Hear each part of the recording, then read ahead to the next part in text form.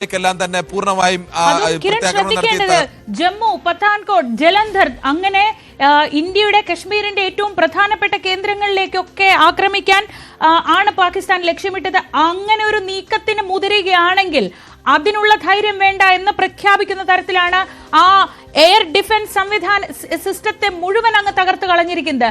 ഇത് എന്തുമാത്രം പാക് സേനയ്ക്ക്, അതായത് തിരിച്ചടിക്കുകയോ എസ്കലേഷനോ ഉണ്ടാവില്ല എന്ന രീതിയിലുള്ള ഒരു നിലപാടിൽ നിന്ന് മാറുകയാണ് പാകിസ്ഥാൻ ചെയ്തത്. അങ്ങനെ ഒരു സ്റ്റെപ്പ് മുന്നോട്ട് വെച്ചെങ്കിൽ അതിനൊരു 10 അടി തിരിച്ചു നൽകിയിരിക്കുകയല്ലേ ഇപ്പോ?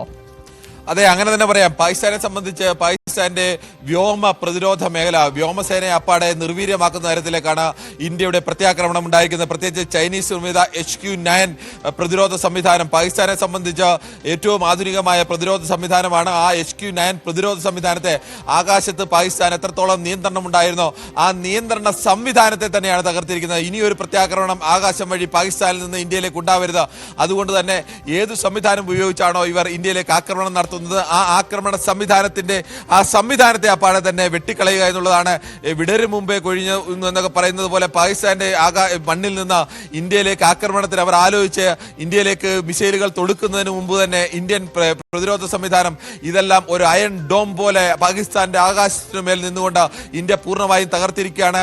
വ്യോമ പ്രതിരോധ മേഖല, പ്രത്യേകിച്ച് ലാഹോറിന് മേലുള്ള വ്യോമ പ്രതിരോധ മേഖല തന്നെ പാകിസ്ഥാനിലെ രണ്ടാമത്തെ പ്രധാനപ്പെട്ട നഗരമാണെന്ന് ആലോചിക്കണം. പഞ്ചാബ് പ്രവിശ്യയുടെ തലസ്ഥാനമാണെന്ന് ആലോചിക്കണം. അവിടെയാണ് ഇന്ന് രാവിലെ ബോംബാക്രമണം, തുടർച്ചയായ 3 ബോംബാക്രമണം ഉണ്ടായത്. ഇവിടെയൊക്കെ വീണ പല സ്ഥലങ്ങളിലും പാകിസ്ഥാനിലെ 16 ഇടങ്ങളിൽ വീണ ഓരോ അവശിഷ്ടങ്ങൾ ചൂണ്ടിക്കാണിച്ചുകൊണ്ട് പാകിസ്ഥാൻ പറയുന്നുണ്ട് ഞങ്ങളിത് ഇന്ത്യയുടെ തകർത്തു എന്നുള്ളത്.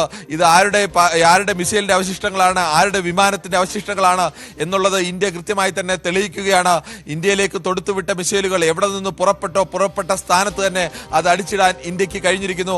ആ വ്യോമ പ്രതിരോധ സംവിധാനങ്ങളെ അപ്പാടെ തകർത്തിരിക്കുന്നു. ഏറ്റവും അത്യാധുനികം എന്ന് പാകിസ്ഥാൻ വിശ്വസിച്ചിരുന്ന ചൈനീസ് നിർമ്മിത HQ-9 സംവിധാനത്തെയാണ് ഇന്ത്യ തകർത്തിരിക്കുന്നത്. നിങ്ങളുടെ ഏതെങ്കിലും ഒരു മിസൈലിനെ തകർക്കുക അല്ലെങ്കിൽ ഏതെങ്കിലും ഒരു ആയുധത്തെ ഇല്ലാതാക്കുക എന്നതല്ല ഇന്ത്യ ചെയ്തിരിക്കുന്നത്. ഇന്ത്യ പൂർണ്ണമായും പാകിസ്ഥാൻ ഏത് സംവിധാനം ഉപയോഗിച്ചാണോ ഇന്ത്യക്ക് നേരെ പ്രതിരോധം ഉയർത്തുന്നത്, ആക്രമണം നടത്തുന്നത്, ആ ആക്രമണത്തിന് വേണ്ടി അവർ പ്രതിരോധത്തിന് വേണ്ടി ഉയർത്തിയിരുന്ന ലോകത്തെ ഏറ്റവും മികച്ചതെന്നൊക്കെ പാകിസ്ഥാൻ അവകാശപ്പെട്ടിരുന്ന സംവിധാനത്തെ ആകെയാണ് ഇപ്പോൾ ഇന്ത്യ തകർത്തിരിക്കുന്നത്. HQ-9 സംവിധാനത്തെ പൂർണ്ണമായും ഇന്ത്യ തകർത്തിരിക്കുകയാണ്. ഇന്ത്യയിലെ ഇടങ്ങളിലെ 9 പ്രധാനപ്പെട്ട കേന്ദ്രങ്ങൾ ലക്ഷ്യം വെച്ചാണ് പാക് സൈനിക നീക്കങ്ങൾ നടത്തിയത്. 15 മിസൈലുകളാണ് പാകിസ്ഥാൻ ഇത്തരത്തിൽ തൊടുത്തുവിട്ടത്. ഒപ്പം ഡ്രോണുകളും തൊടുത്തുവിട്ടിരുന്നു. ഈ ഡ്രോണുകളെയും മിസൈലുകളെയും എല്ലാം ഇന്ത്യൻ വ്യോമസേന അതിവിദഗ്ധമായി തന്നെ പറന്നുയർന്ന് ഇന്ത്യൻ ആകാശത്തേക്ക് കടക്കുന്നതിന് മുമ്പ് തന്നെ തകർത്തിരിക്കുകയാണ്. HQ-9 വ്യോമ പ്രതിരോധ സംവിധാനം, S-400 വ്യോമ പ്രതിരോധ സംവിധാനം, S-400 വ്യോമ പ്രതിരോധ സംവിധാനം ഉപയോഗിച്ചാണ് ഇന്ത്യ പാകിസ്ഥാന്റെ ചൈനീസ് നിർമ്മിത HQ-9 വ്യോമ പ്രതിരോധ സംവിധാനത്തെ തകർത്തിരിക്കുന്നത്. ഇനി പാകിസ്ഥാൻ ഒരു വ്യോമാക്രമണത്തിന് പാകിസ്ഥാനെ സംബന്ധിച്ചിടത്തോളം എങ്ങനെയാണോ കരയിലൂടെ ആക്രമിക്കുന്നത് അതുപോലെ തന്നെ പ്രധാനമായിരുന്നു പാകിസ്ഥാന്റെ വ്യോമാക്രമണ ശേഷിയും.